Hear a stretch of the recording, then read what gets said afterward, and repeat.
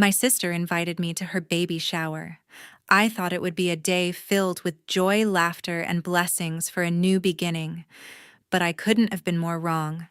When the room quieted and every eye was on her, she stood up with a smug smile and declared, "Your late husband is the father of my child."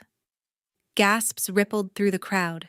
And as if that wasn't enough, she demanded I hand over $102 million of my inheritance, and in that moment my entire world shattered.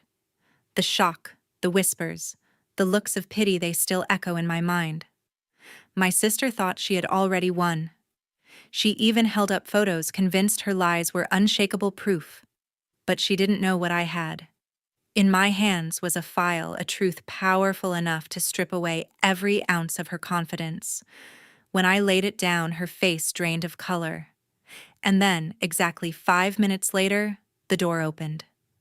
My lawyer walked in, and the entire room froze in stunned silence.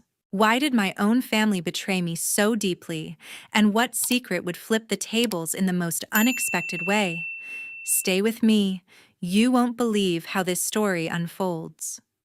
Life didn't stop after my husband's accident.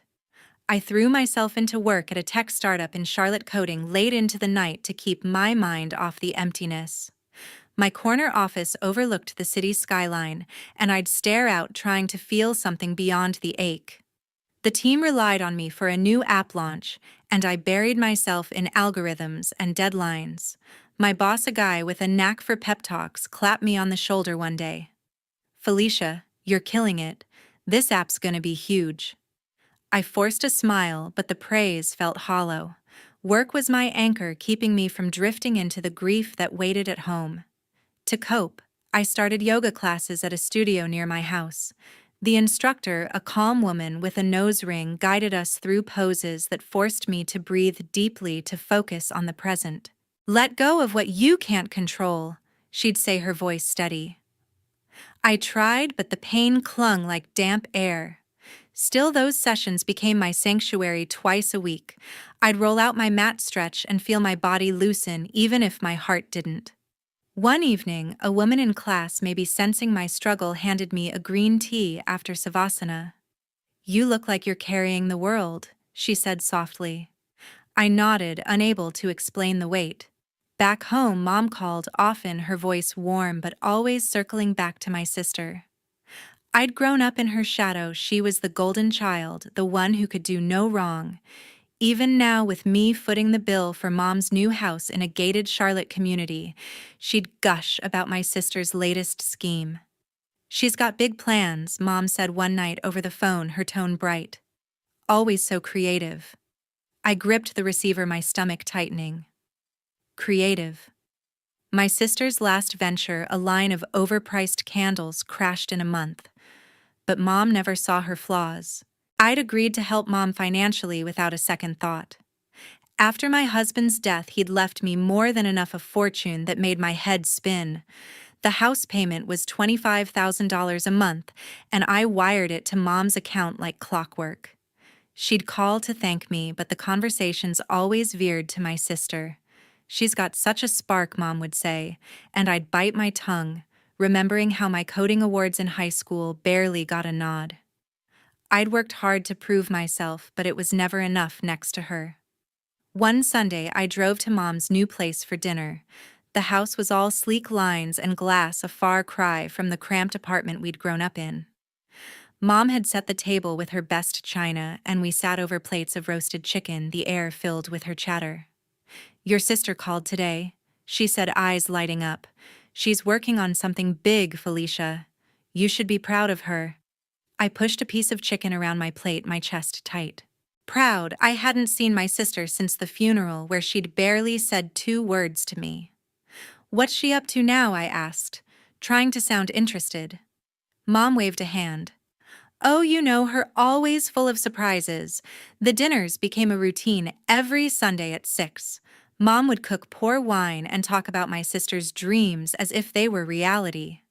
I'd nod, sip my Merlot, and feel like a guest in my own family. My work at the startup was grueling meetings with investors, debugging code until my eyes burned, but it was the only place I felt in control. One night after a 16-hour day, I got home to find a voicemail from Mom. "Felicia, honey, your sister's coming to dinner next week. Isn't that exciting?" Her voice was all warmth, but my stomach sank. My sister's visits always left me feeling small, like I was still the awkward kid trailing behind her. At yoga, I mentioned it to the woman who'd given me tea. She'd become a friend, someone I could confide in. "Family's tough," she said, rolling up her mat. "But you're stronger than you think." I wanted to believe her, but the thought of seeing my sister stirred up old wounds. Growing up, her charm had always outshone my quiet determination. Mom would hang on her every word while my straight-A report cards got a pat on the head. Now with my husband gone, those dinners were supposed to be my lifeline to family. But each one chipped away at me, leaving me wondering why I was never enough. By the time the next dinner rolled around, I was bracing myself. I pulled into Mom's driveway, the house glowing under the evening sky. I smoothed my blouse, took a deep breath, and stepped inside. The table was set, candles flickering, and Mom was already pouring wine. "You're early, Felicia," she said, smiling as she handed me a glass. I settled into a chair, hoping for a quiet evening, but Mom's chatter quickly turned to my sister. "She's coming tonight," Mom said, her eyes bright. "She's got something big in the works." I nodded, my fingers tightening around the stem of my glass. Big plans, always big plans, that was her thing. Never mind that her last idea, a makeup tutorial channel, had flopped after 2 videos. Mom kept talking, her voice full of pride. "Your sister's got such a spark, you know, always chasing dreams." I forced a smile, but my chest ached. Growing up, I'd watched Mom hang on her every word, her school plays, her prom queen crown, while my science fair trophies barely got a glance. I'd spent years proving myself, coding through sleepless nights to build a career, but it never seemed to matter as much. "What's her plan this time?" I asked, keeping my tone light. Mom shrugged, stirring the gravy. "Oh, you'll see. She's full of surprises." The doorbell rang, and my stomach twisted. My sister swept in, her perfume sharp, her dress clinging to a noticeable baby bump. She was 8 months along, glowing in a way that made the room feel smaller. "Felicia," she said, pulling me into a hug that felt rehearsed. I stiffened, caught off guard by her warmth. She hadn't hugged me like that since we were kids. Mom rushed over, fussing over her, adjusting a cushion on the couch. "Look at you, so radiant," Mom said, beaming. I sat back, watching them, feeling like an outsider in my own family. We moved to the table, and Mom served the food, piling extra mashed potatoes on my sister's plate. "You need to eat for 2, she said, her voice soft. I cut into my chicken, trying to focus on the meal, but Mom's praise kept coming. "Your sister's been posting these amazing pregnancy updates online," she said, glancing at me. "Thousands of followers already. She's going to be such a great mom." I chewed slowly, the words stinging. My sister smirked, twirling a lock of hair. "It's just the beginning," she said, her voice coy. "I've got something huge planned." I raised an eyebrow. Huge, like what I asked, trying to sound curious instead of skeptical. She leaned back, rubbing her belly, her eyes gleaming. "You'll find out soon enough," she said, dodging the question. Mom clapped her hands. "Isn't she incredible? Always keeping us guessing." I swallowed hard, the food tasting like ash. Incredible. I'd been paying for Mom's house, keeping her comfortable, while my sister's plans always seemed to end in chaos. But Mom didn't see that she saw her golden girl. The conversation shifted to baby names, nursery themes, and my sister's latest obsession with organic cribs. "It's all about giving my baby the best," she said, her voice dripping with confidence. Mom nodded eagerly, hanging on every word. I pushed my plate away, my appetite gone. I'd spent my childhood chasing Mom's approval, but it was always just out of reach. "Felicia, you should take notes," Mom teased, gesturing to my sister's belly. "She's got it all figured out." I forced a laugh, but it felt like a slap. Figured out her last business left her in debt, and I'd bet this pregnancy wasn't as perfect as she made it sound. As we cleared the dishes, my sister pulled out her phone, showing Mom a video of her latest post. They laughed together, heads bent over the screen, while I stacked plates in the sink. "You should follow her," Felicia, Mom said, not looking up. "She's inspiring so many people." I rinsed a plate, my knuckles white. Inspiring, I'd built a career from scratch, led a team through a major app launch, but Mom never bragged about that. My sister caught my eye, her smile sharp. "Maybe you'll get there one day," she said, her tone light but cutting. I dried my hands, forcing myself to stay calm. "Who's the dad?" I asked, keeping my voice casual. Her smile faltered for a split second before she recovered. "That's part of the surprise," she said, winking at Mom. Mom giggled like it was a game. I didn't press, but the way she dodged the question set off a warning bell in my head. My sister wasn't just here to show off, she was building up to something. After dinner, I kissed Mom's cheek and headed for the door. My sister called after me, her voice too sweet. "You're coming to my baby shower, right? It's gonna be big." I nodded, my jaw tight. Whatever she was hiding, I'd find out soon. 1 month later, I was at my desk staring at lines of code when my phone buzzed with a text from Tracy. "Baby shower next month at the Omni Hotel downtown. You have to be there." The all caps felt like a command, not an invitation. I leaned back, my eyes narrowing. The Omni was Charlotte's swankiest spot, crystal chandeliers, velvet chairs, the works. Why would Tracy, whose last event was a backyard barbecue, pick a place like that? My fingers hovered over the keyboard, but I didn't reply. Something about her tone felt off, like she was playing a part. I pushed through my work, leading a meeting with the dev team on our app's new interface. My colleague, a guy with wire-rimmed glasses, nodded as I outlined the next sprint.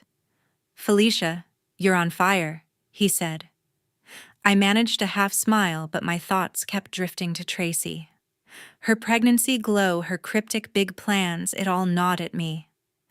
After the meeting, I grabbed coffee at a shop near the office, the hum of conversation grounding me.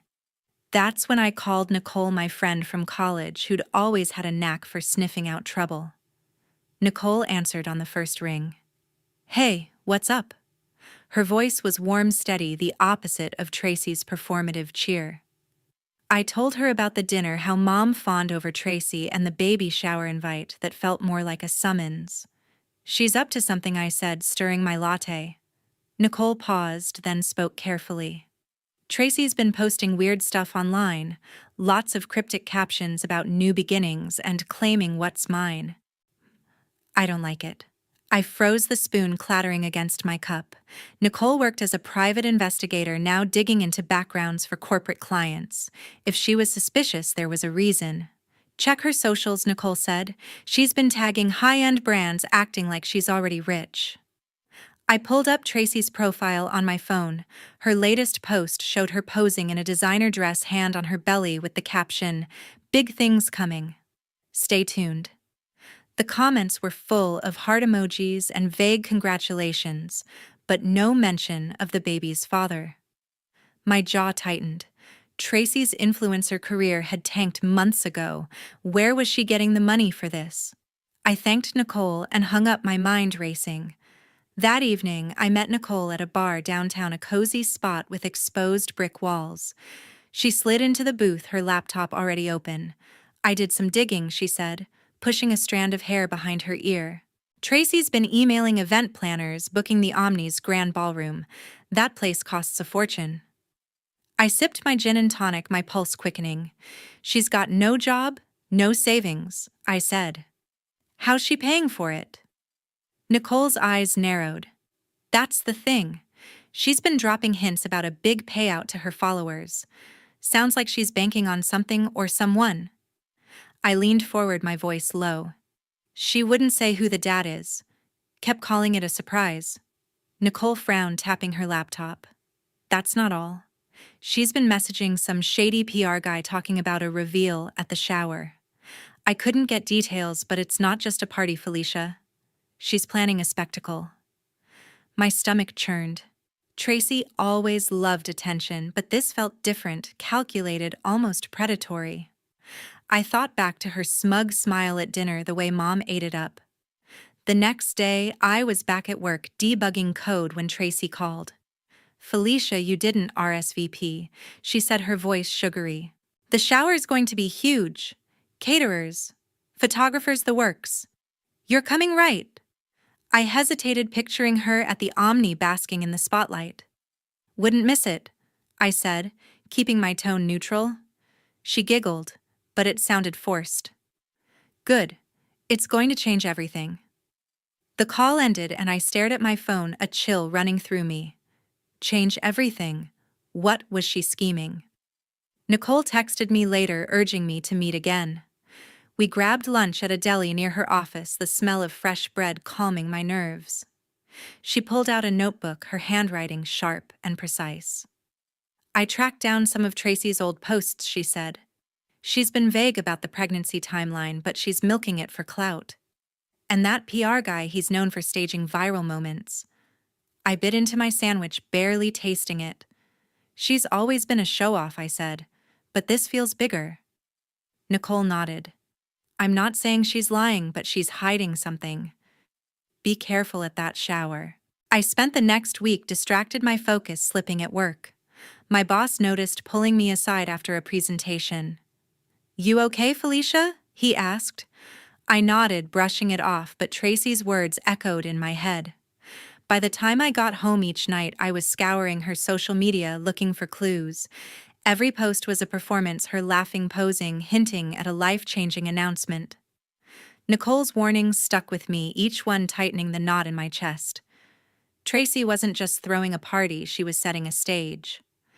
I tossed and turned that night, unable to shake the feeling that Tracy's surprise was aimed at me. A week after her call about the baby shower, I tried to focus on work, tweaking code for a new feature, but my mind kept circling back to her words. The way she'd dodged questions about the baby's father, her cryptic hints about changing everything, it didn't add up. I'd known Tracy my whole life. She thrived on drama, always angling for the spotlight. But this felt different, more deliberate. I pushed back from my desk, rubbing my temples. What was she after? My inheritance was the only thing that made sense, but how could she claim it?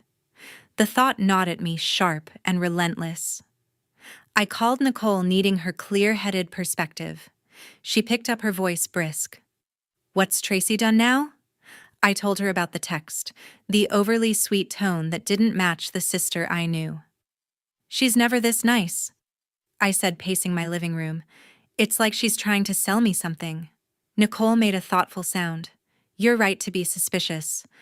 I've been poking around and there's stuff about Tracy that doesn't sit right. Give me a few days, I'll dig deeper." I trusted Nicole's instincts. Her work as a private investigator meant she could spot lies a mile away. The next morning, I met Nicole at a cafe near her office, a small place with mismatched chairs and the smell of fresh espresso. She slid a folder across the table, her expression serious. "I started looking into Tracy's past," she said, sipping her coffee. "She's been cagey about her pregnancy, but I found some old messages on a forum she used to post on. She was asking about legal ways to claim inheritance without a will." My heart skipped a beat. "Inheritance?" I asked, leaning in. Nicole nodded. "Yeah. She mentioned a big score tied to someone close to her. No names, but it's not hard to guess who." I gripped my mug, the heat burning my palms. Tracy had always been ambitious, but this was bold even for her. "What about my husband?" I asked, my voice low. Nicole hesitated, then flipped open the folder. I pulled some records from his old workplace. He was a big deal in finance, right? Made a fortune before the accident. I nodded, the memory of his success still bittersweet.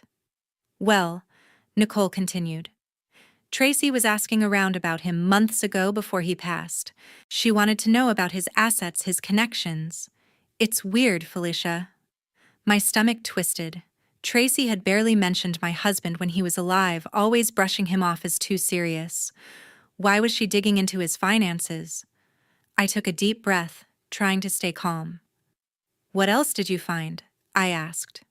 Nicole tapped the folder. "Not much yet, but I'm checking her old emails and contacts. She's been talking to some guy who runs a shady investment firm. I think she's planning to use the baby shower to pull something off. I stared at the table, my mind racing.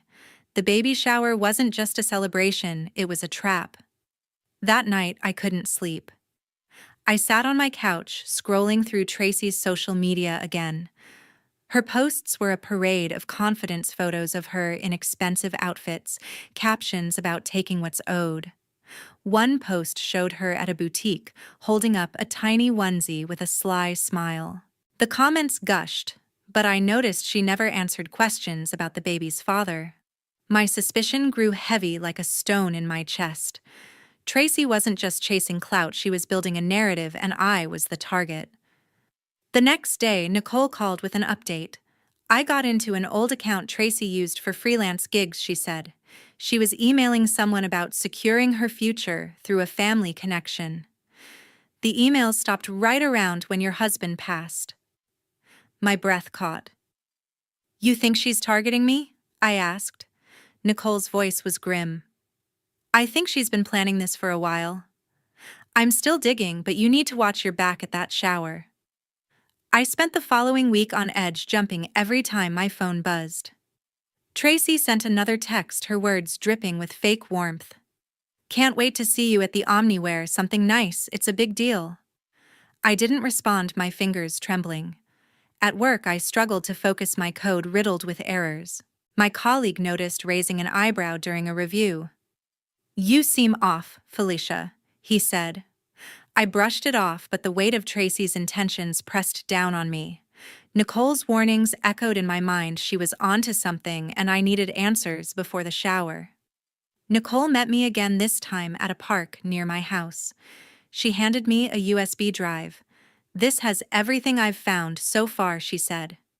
Tracy's been researching inheritance laws, and she's got a history of bending the truth.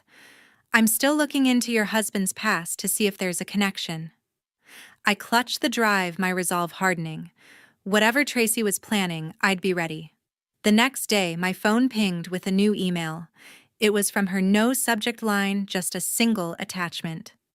I opened it, and my breath caught a photo of my husband and Tracy, their arms around each other, smiling at some beach. The timestamp was from 2 years ago, when he was still alive. My hands shook as I zoomed in. His face looked real, but something was off. The lighting didn't match her smile, too perfect. I called Mom right away, my voice tight. Did you know about Tracy and my husband? I asked, forwarding her the photo. She paused, then sighed. Oh, Felicia, they were close for a while. She told me they had a special connection. I froze, the phone heavy in my hand. A special connection, my husband had barely mentioned, Tracy always dismissing her as immature. You knew, I pressed, my voice rising. Mom's tone softened like she was soothing a child. Honey, it was nothing serious. She just leaned on him sometimes. I paced my kitchen, fury building. Leaned on him. She's claiming they were together, Mom. This photo's fake. Mom chuckled as if I was overreacting. Tracy wouldn't lie about something like that. She's been through so much, Felicia. You should support her. Support her. I gripped the counter, my knuckles white. Tracy had spun a story, and Mom was buying every word. I ended the call, my mind racing. If Mom knew about this so-called relationship, why hadn't she told me? The betrayal cut deeper than I expected. I sat on my couch, staring at the photo again. The background was a generic beach, the kind you find on stock image sites. Tracy's dress looked cut and pasted, the edges too sharp. She'd gone to the trouble of faking evidence, but for what I thought of the baby shower, her hints about a big reveal. This wasn't just about attention, she was building a case, something to use against me. My inheritance was the only thing valuable enough to justify this kind of stunt.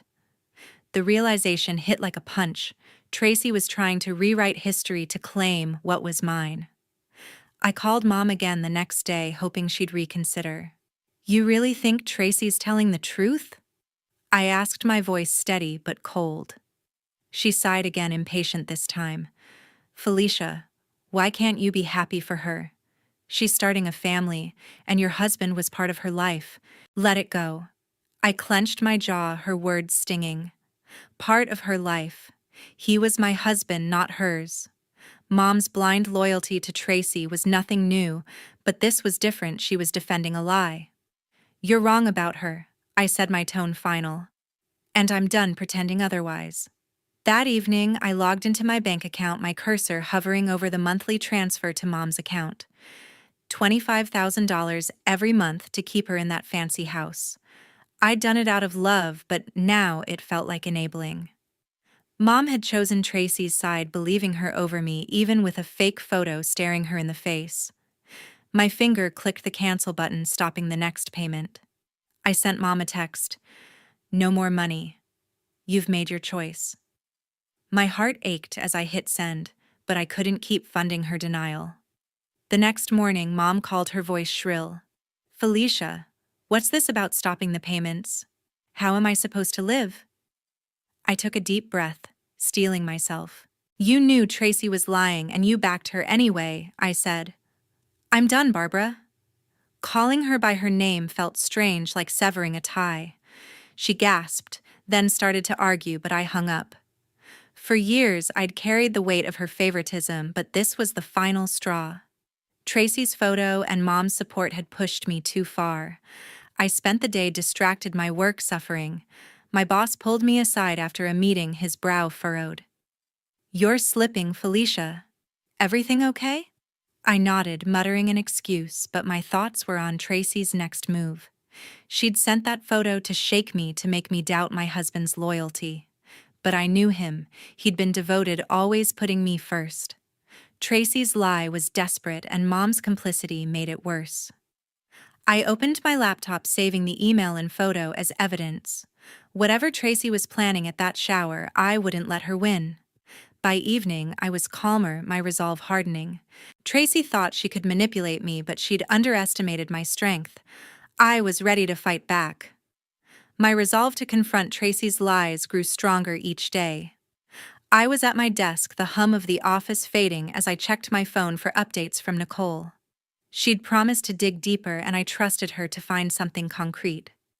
That afternoon, she texted me to meet at her office, a small space downtown with stacks of files and a coffee maker that never stopped running.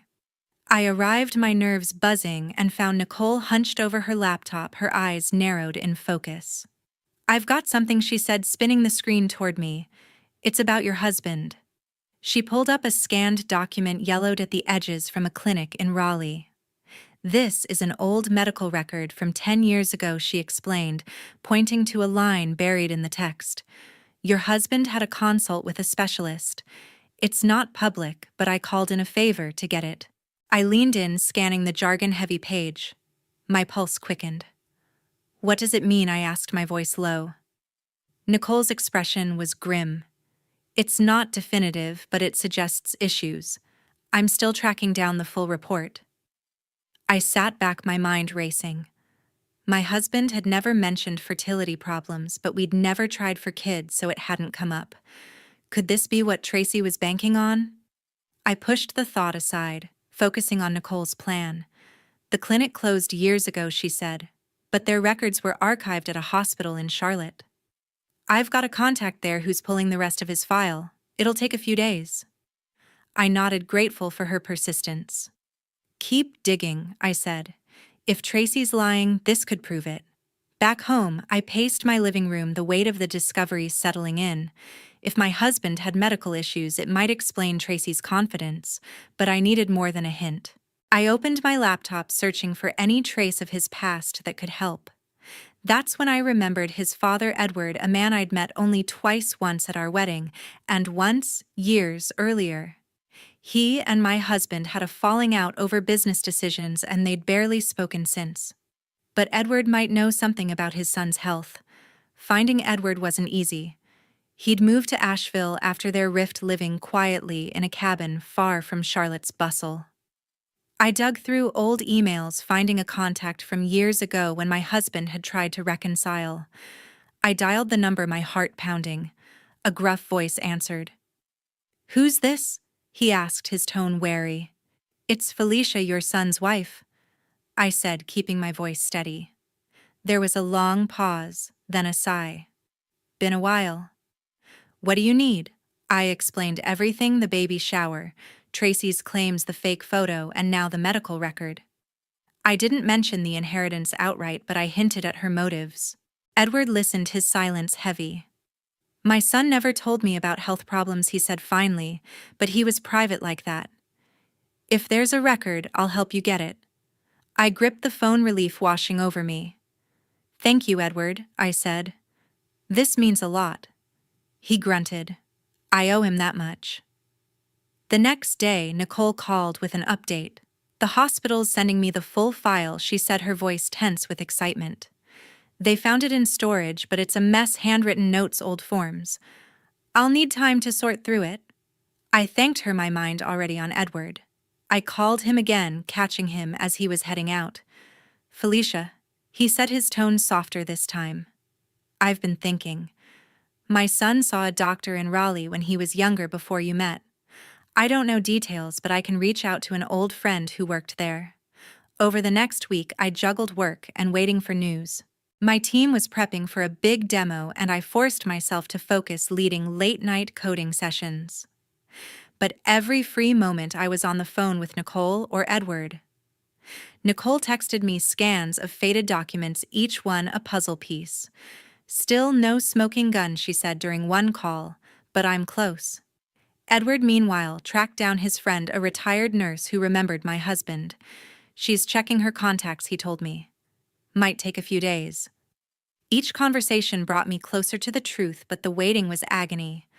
I kept picturing Tracy at the Omni, her smug smile as she planned her reveal. I couldn't let her rewrite my husband's memory.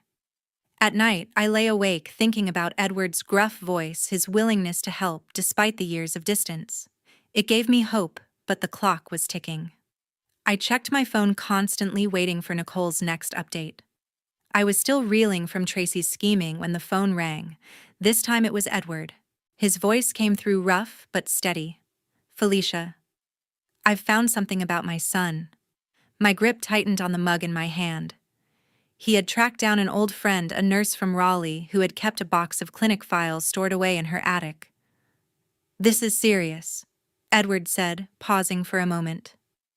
Your husband had a medical condition that could change everything. I'll send you the documents. I pressed him for more, but he remained vague. You'll see when you read it. The next morning, a courier dropped off a sealed envelope at my door.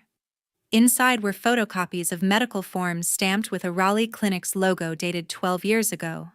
The pages detailed my husband's visit to a specialist, with terms like chronic condition and long-term implications circled in red. My stomach churned as I read, but the jargon was dense, and Edward's warning lingered, serious, but not specific. I trusted my husband, but this was a piece of his past he'd never shared. Was this what Tracy was counting on? I called Edward back, my voice shaking. What does this mean for Tracy's claims? I asked. He sighed, the sound heavy with years of regret. My son kept secrets, Felicia. But he loved you. Whatever your sister's planning, these papers might stop her. He promised to overnight another file. He'd found a follow-up report from the same clinic. I thanked him, my mind spinning. The documents felt like a weapon, but I needed to understand them before the baby shower. I spent the day poring over the papers, cross-referencing medical terms online. The records hinted at a condition that could disrupt Tracy's narrative, but without the full picture, I was grasping at shadows. I needed to be ready for the Omni, where Tracy would stage her big moment. I imagined her standing in that grand ballroom, her smile calculated, her followers eating up every word. She'd been dropping hints online about a truth that would rewrite the story. I wasn't going to let her rewrite mine. I drove to a print shop in downtown Charlotte, making copies of the medical records to keep safe. The clerk, a young woman with a quick smile, asked if I was preparing for a case. Something like that, I muttered, tucking the originals into my bag. Back home, I spread the papers across my dining table, marking key sections with a highlighter. The more I read, the more certain I became. Tracy's lies were built on a shaky foundation, and these documents could tear it down. That evening, I rehearsed what I'd say at the shower. I pictured myself walking into the Omni dressed in a sharp blazer, my voice steady as I confronted Tracy. "You're lying," I'd say, holding up the records, letting her smugness crumble. I played the scene over and over, refining my words, imagining her reaction. Would she deny it? Double down? I didn't know, but I was done being her pawn. My husband's memory deserved better, and so did I. Edward called again the next day, his tone urgent. "The second file's on its way," he said. "It's got more details from the specialist. My friend says it's critical." I thanked him, my resolve hardening. Edward's help, despite his distance from my husband, gave me strength. He'd been a stranger to me, but now he was an ally.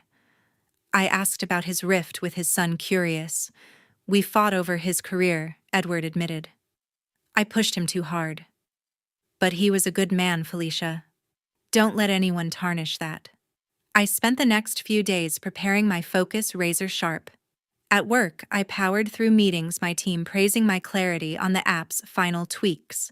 But every night I was back at my table studying the records, planning my move. I bought a new dress for the shower, a deep navy number that felt like armor. I practiced my speech in the mirror, keeping my voice calm but firm. Tracy thought she could outsmart me, but I was ready to turn her game against her. The morning of the shower, I checked my bag, documents, phone keys.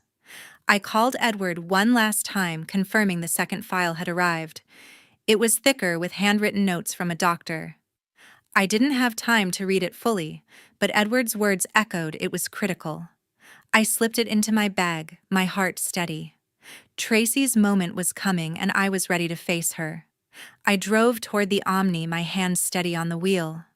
The Omni's ballroom glittered as I stepped inside.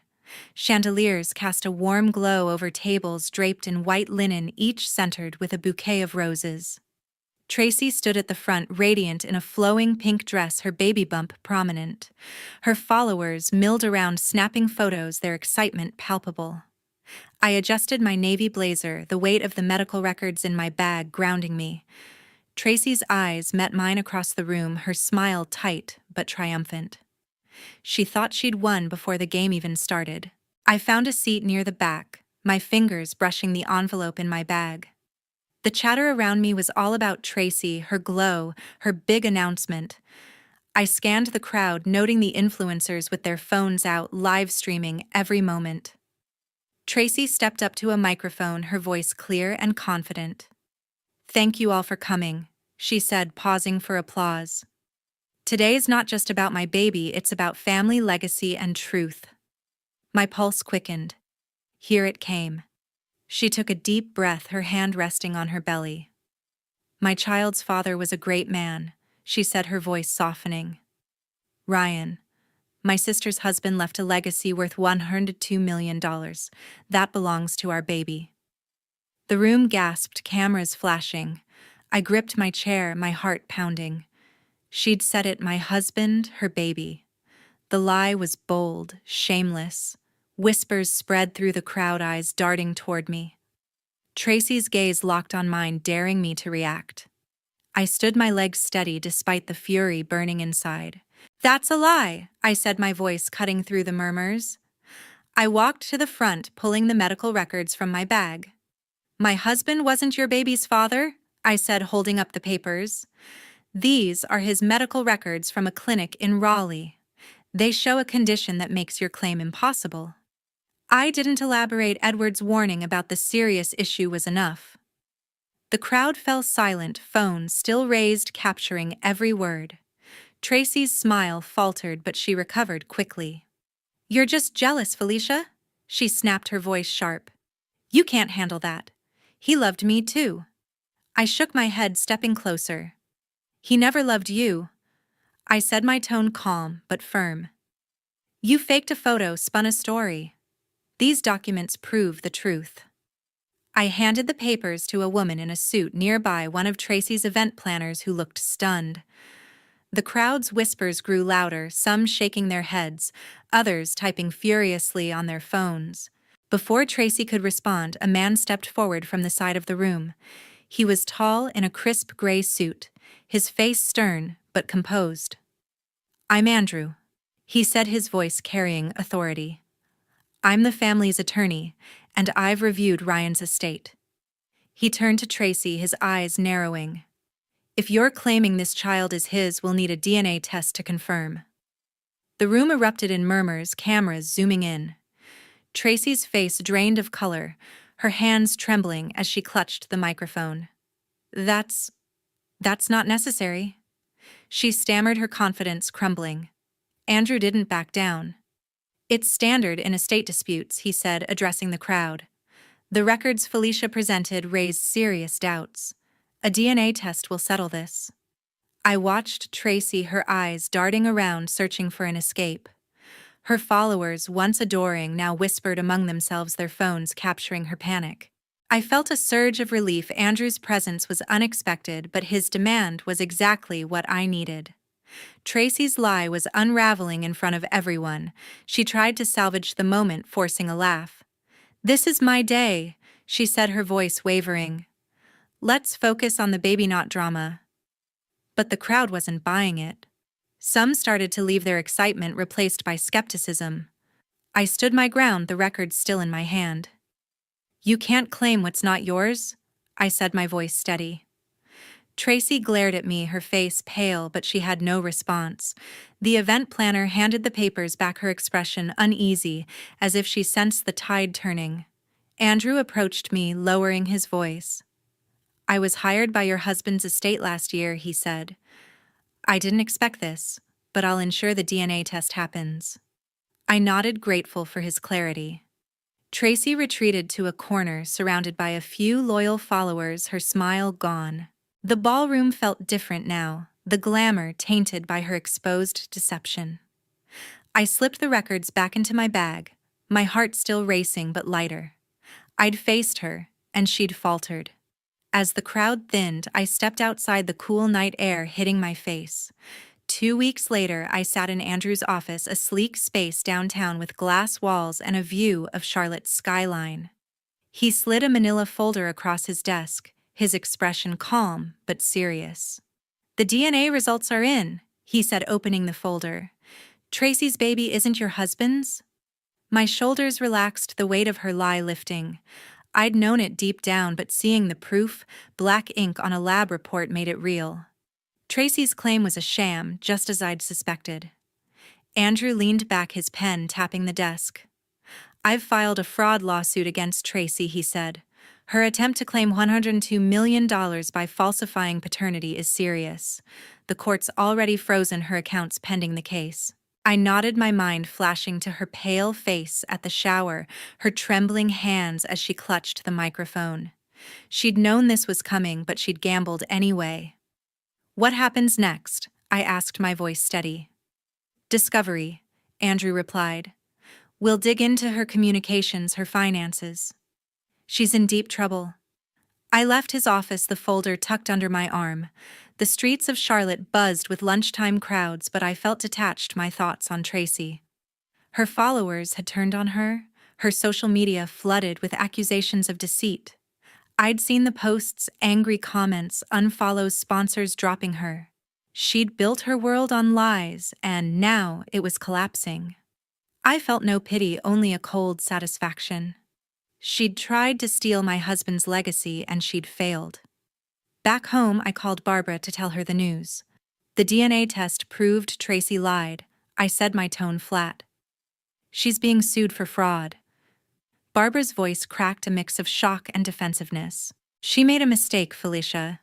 She's still family." I shook my head, though she couldn't see it. "You backed her lies, Barbara. I'm done helping you." I'd already stopped her monthly payments, but this was final, no more chances. She pleaded, her voice rising, but I hung up, my resolve unshaken. Barbara had chosen Tracy, and now she'd face the consequences. The next day, I met Andrew at a coffee shop to discuss the lawsuit. He sipped an espresso, outlining the next steps. "Tracy's PR guy is cooperating," he said. "He's turned over emails showing she planned this for months." I stirred my latte, my jaw tight. Months. She'd been scheming even before my husband's death, weaving a story to exploit his fortune. "Will she go to jail?" I asked. Andrew shrugged. Possibly. Fraud of this scale carries penalties, especially with forged documents like that photo. I spent the week tying up loose ends. My team at work noticed my focus, one colleague joking I was back to my old self. But I wasn't. I was sharper hardened by betrayal. I reviewed the lawsuit papers with Andrew signing affidavits about Tracy's actions. The legal process was slow, but every step felt like justice. Tracy sent me a text, her tone desperate. "We can settle this, Felicia. Don't ruin me." I deleted it without replying. She'd made her choice, and I'd made mine. Barbara called again, begging for money to cover her bills. "I can't lose the house," she said, her voice trembling. I closed my eyes, the weight of years of obligation pressing down. "You should have thought of that before defending her," I said. "You're on your own, Barbara." Hanging up was easier this time. She'd lost her safety net just as Tracy had lost her credibility. I felt a pang of guilt, but it faded quickly. My loyalty was to myself now. As the lawsuit moved forward, I watched Tracy's world unravel from a distance. Her online presence shrank, her posts deleted, her brand in tatters. Andrew kept me updated, his emails detailing court dates and evidence. I saved every message, building a record of her downfall. The truth had set me free, but it had trapped her. I turned my focus to rebuilding my life, starting fresh.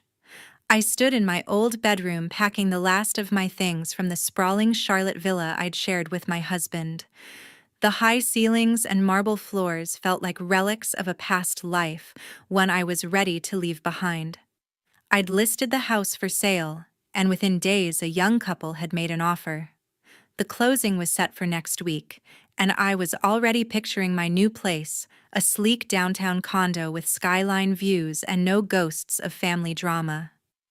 I called a moving company, scheduling the transfer of my essentials. The rest, furniture, decor, memories, would stay with the house. I kept only my husband's watch, a simple silver piece he'd worn daily. It felt like enough. Barbara called as I taped up a box, her voice hoarse. "You're really selling the house?" she asked, as if she still had a claim. "Yes, Barbara," I said, my tone firm. "I'm moving on." She didn't argue this time, her silence heavy with resignation. I hung up, feeling lighter. Tracy sent an email, a last-ditch plea for forgiveness. "I was desperate, Felicia," she wrote. "Let's talk." I read it once, then archived it. My sister had crossed a line no apology could erase.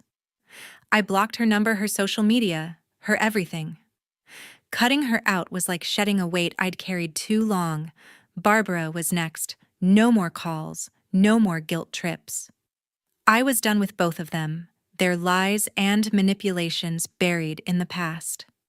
I met Nicole at a bistro near my new condo, a cozy spot with exposed brick and warm lighting.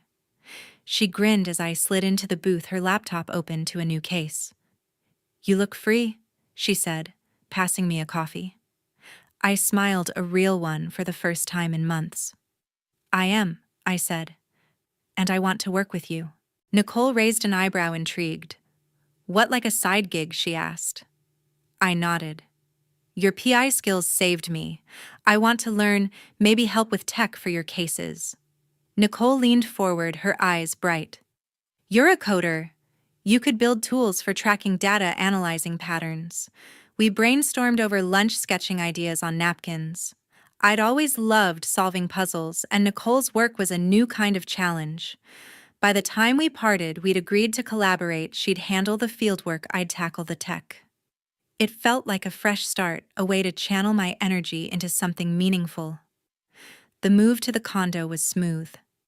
I unpacked in a sunlit living room, arranging my desk by a floor-to-ceiling window. The city stretched out below, alive and vibrant. I set up my computer, diving into a coding project for Nicole's firm, a database to streamline her case files.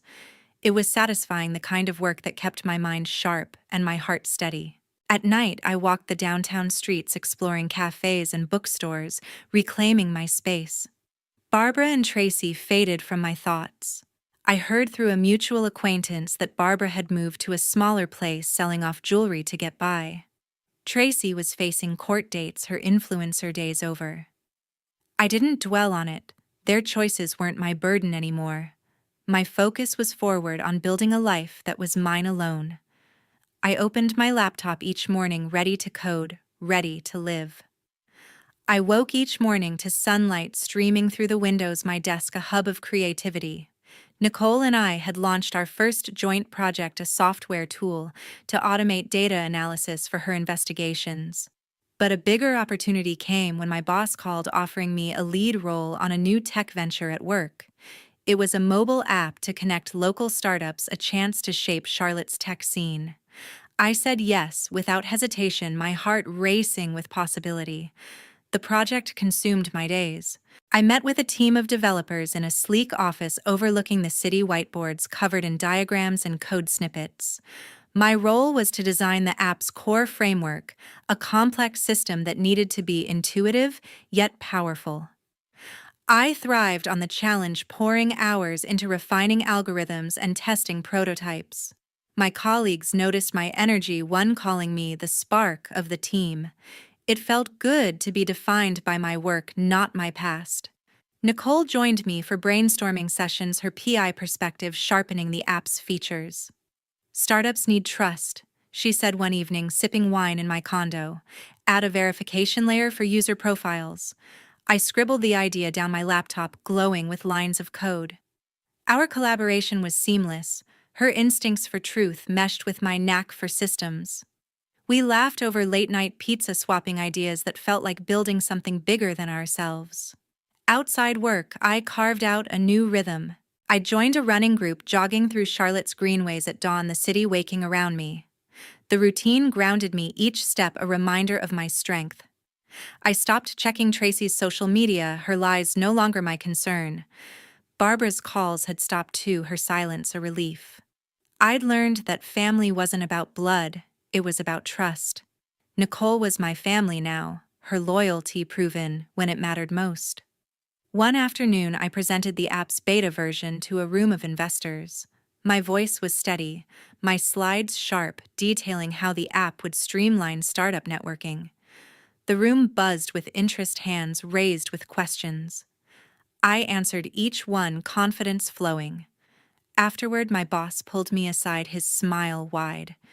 "You're killing it, Felicia," he said. I nodded, a quiet pride settling in. I was no longer the woman weighed down by betrayal. I was building, creating, living. At home, I kept a journal, jotting down lessons from the past year. The truth I wrote was my anchor. It had exposed Tracy's deception, freed me from Barbara's demands, and shown me who I could trust. Self-reliance was my shield. Depending on myself meant no one could pull me down again. I thought of my husband, his watch still on my nightstand. He'd have been proud not of the money, but of the life I was forging. Nicole and I celebrated the app's first successful test at a rooftop bar, the city lights sparkling below. To truth, she toasted, raising her glass. I clinked mine against hers, smiling. And to standing on our own, I added. We sipped the future wide open before us. The scars of betrayal were there, but they no longer defined me. I was Felicia, coder, creator, survivor, and that was enough.